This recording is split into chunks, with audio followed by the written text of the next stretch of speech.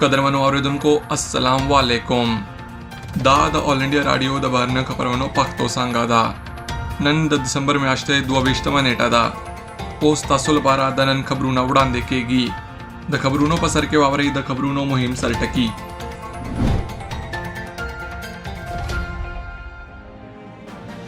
लुमड़ी वजीर नरेंद्र मोदी वैली दी चे वियतनाम द हिंद द खतीज पॉलिसी मुहिमा बरखादा आओ द हिंद आराम समंदर लीद हयाती मलगरे दे निकोलाई कुदशे ववयल चे द हिंद आओ रूसिया तरमंज मलगरत्या पर नड़ीवाला गडवड के महदूद बावर कवि और हम गगेगी दा पहेवाद के ला कोविड न रगे तो कचा 15.15 सलने ता वदा कड़िए दा द बहरनो चारा वजारत ब द प्रवासी हिंदुस्तान वरजमख के प मीडिया और द तफरीही हमकारियों मजाजी गोंडा तंजीम कड़ी रुपाई इतिहादिये द फिजर और बायोटेक कोरोना वैक्सीन द उवा विश्त हवादूनो पर डला के द कारवलो लपारा तस्वीब कर द पाकिस्तान पोज द जम्मू और कश्मीर प पुंछ वलसवालई के बेपलूटा डजे वकड़े फाला करीमा बलूच प कनाडा के मड़ा मुंदल शुआ द मुतहदा अयालातो वलसी जरगा अता सवा दुआ नवी बिलियार्दा डॉलरों कोरोना वायरस मरस्ते का सोडा तस्वीब कड़ा अजीजानो ओसवावरी बशपड़ खबरूना लुमड़ी वजीर नरेंद्र मोदी द दुशंबे पवरस द खपल वियतनामी सियाल नुगाम जुआन फुक सरा युवा मुजाजी गोंडा तरसराकड़ा द्वाड़ो मशरानो द दुआ अड़खीजो अड़ीको बशपड़ा बरखा द सीमईजे और नड़ीवाले मसले द दुआ अड़खीजो गटो पहकला बहसूना व सेडल द वबा वरूस्ता द इक्तसादी प्राख्त्या हम द खबरों यवा मौजूवा खागली मोदी पा खपलो प्रानिस्तुनकई सरगंदवनों के ववयल चे वियतनाम द हिंद द खतीज पॉलिसी महिमा बरखादा और जमूग द हिंद आराम समुंदर लीद हयाती मलगरई दई हगा ववयल चे द हिंद और वियतनाम तरमंज अड़ी के पचटकई सरा वदा कवि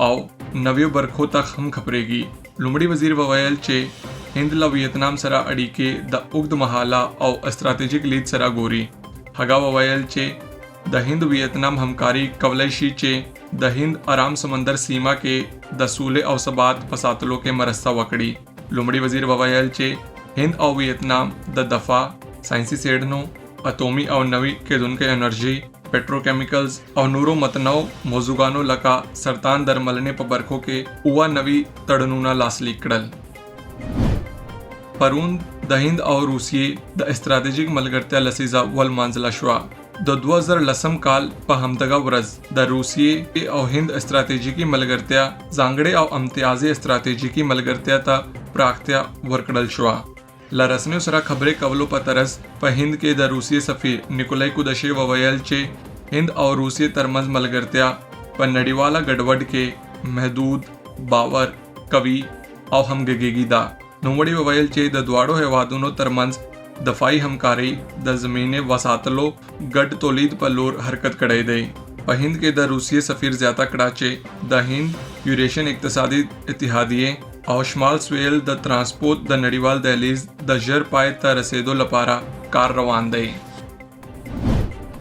दहवाद ला कोविड न रगेदो कचा 15.15 सलने ता वदा कड़िएदा पतेरो स्लेरवी सातों के लादेश जराना ज्यात नारोगान रोग शिविदी द रोकते वजारत ववैल चे द रोग शव्युश मेरा शपग नवी लका 15 जरान तरसे दलेदा ओस फाला कजिए यवाजे द टोलो कजियो दुआ अशारिया नवी सलने दी और ओस पहवाद के द फालो कजियोश मेरा दुआ लका दुआ नवी जरादा पतेरो स्लेरवी सातों के नूलस जरा 15 शपग पंजोस नवी कजियो सरा द हेवाद टोलो मस्बती कजियोश मेरा 1 करोड़ 15 अविया जराता रसीद लेदा द प्रवासी भारतीय व्रज पमख के द बहरने चारा वजारत बनन द हिंद प 15 अविया के नंदारे ता कवलो लपारा द फोर्जिंग रसनेओ और तफरीश शराकतूनो तर इनवान लांदे मुजाजी कॉन्फ्रेंस तंजीम कड़ी द कॉन्फ्रेंस द पिंजो कॉन्फ्रेंसनो सखा यो दई चे द प्रवासी हिंद व्रज सखा मख के तरसरा केगी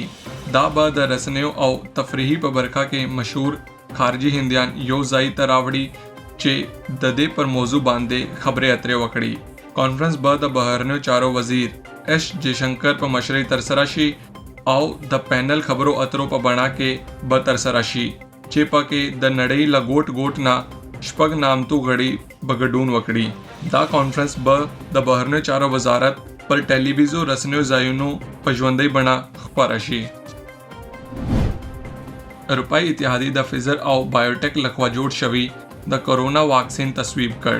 د 28 هیوادونو د ډلهییز واکسین کولو لومړۍ مرحله به د دې اونۍ په وروستیو کې پیل شي.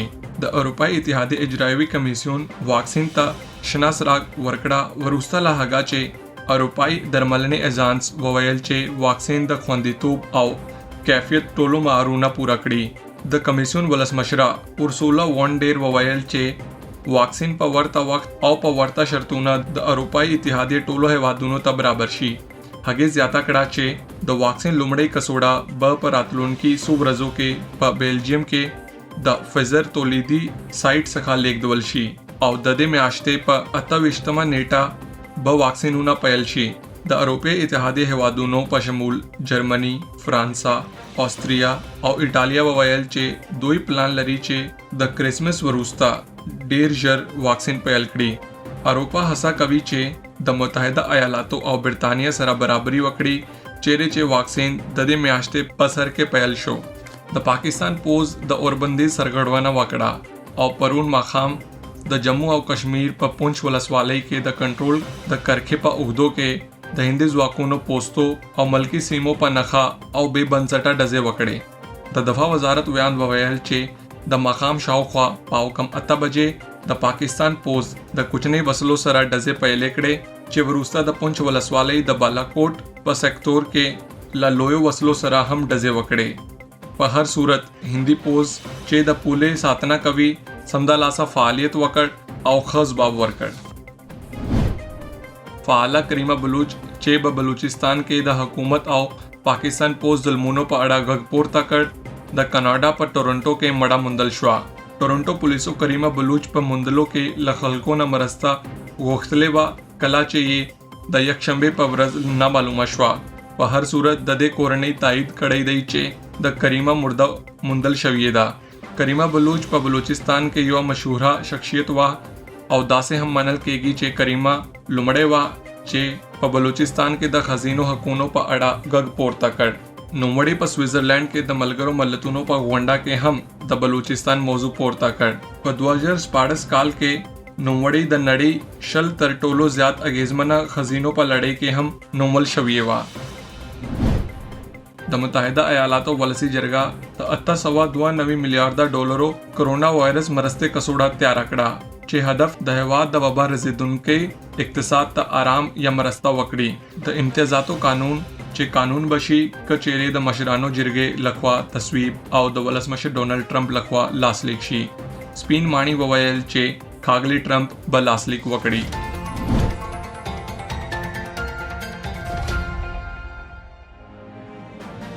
ایزانو اوس وړاندې کوو په روانو حالاتو یو تبصره. د تبصرې عنوان دی د پاکستان خارجي پورونه او د ترهګرو تمویل.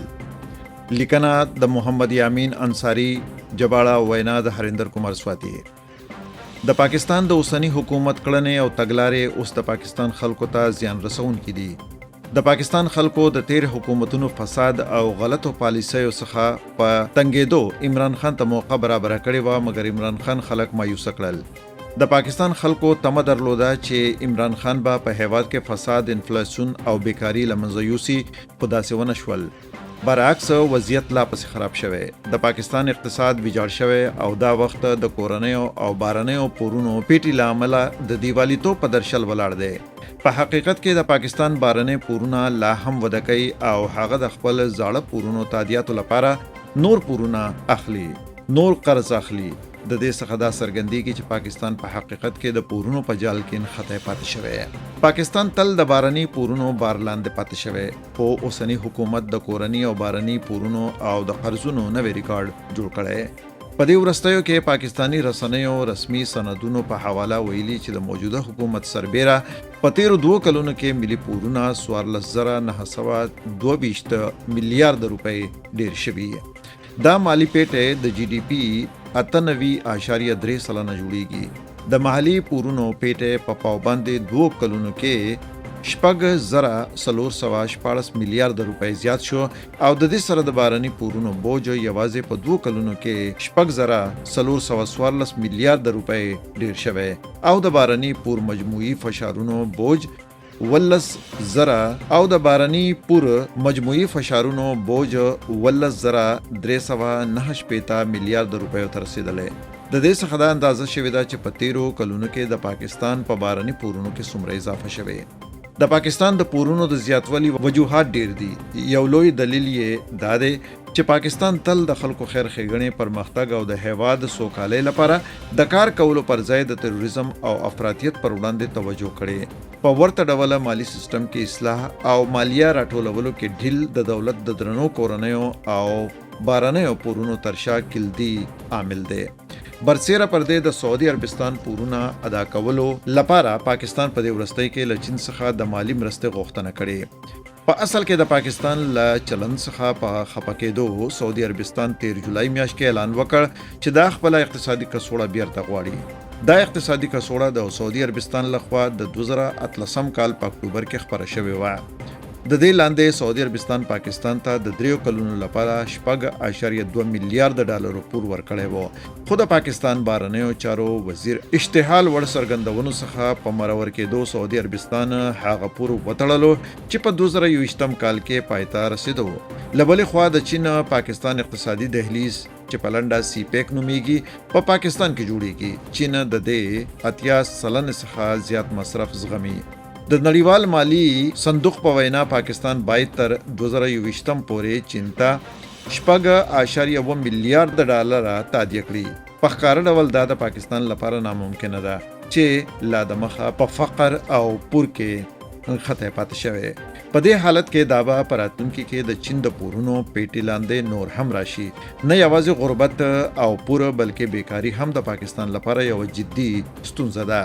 د عیسایو له مخې د پاکستان 4.5 سلنه آبادي له 10 کلونو څخه ټیټه ده او د بیکارۍ کچه 8.5 سلنه ده. په عین وخت کې دا بیا ثابته شوې ده چې پاکستان په ټوله نړۍ کې د ترهګرۍ مرکز دی.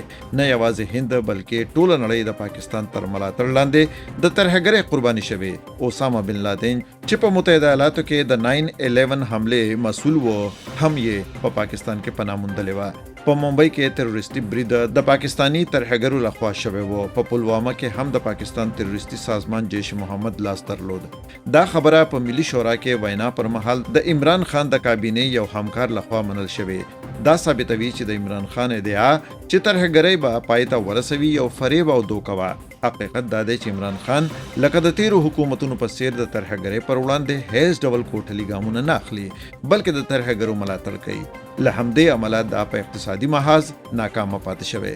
که د پاکستان حکومتونو د ترهګرو فعالیتونو لپاره د افراطي ډلو ملاتړ نه وی کړی او د هیواد اقتصاد او پرمختګ او سوکالۍ ته توجه کړی وی نو شاید دومره ناوړه وضعیت ته به نه و مخامخ شوی او نه به هم د پور دومره بوج لاندې راغلی وی چې نن یې ټول هیواد د دیوالیتوب په درشل ودرولی. اوس حالت دا دی چې پاکستان چې پر چین تر ټولو زیاته تکیه کوي له پاکستان سره په هغه طریقه مرسته نه ده کړې چې پاکستان یې تمه کوله.